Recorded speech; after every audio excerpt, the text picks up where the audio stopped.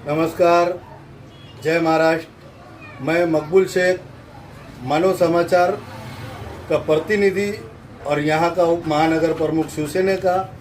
आज 27 जुलाई हमारे महाराष्ट्र राज्य के लोक नेते, लोकप्रिय, आदरणीय उद्धवजी बाला साहब ठाकरे, इनका जन्मदिन है और उनके जन्मदिन के अवसर पर हम मानव समाचार, एनपी न्यूज़ और यहाँ के जितने भी यूट्यूब चैनल है, इसकी तरफ से उन्हें ढेर सारी बधाई और मुबारकबाद पेश करते हैं।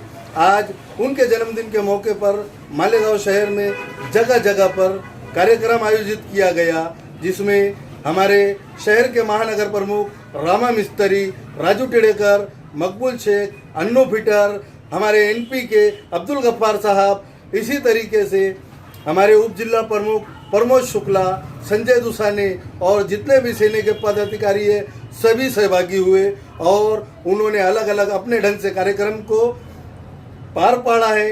हम फिर एक मर्तबा मालेगांव शहर शिवसेना और मालेगांव शहर यूट्यूब चैनल की तरफ से आदरणीय उद्धवजी बाला साहब ठाकरे को बधाई देते हैं, मुबारकबाद पेश करते हैं। धन्यवाद।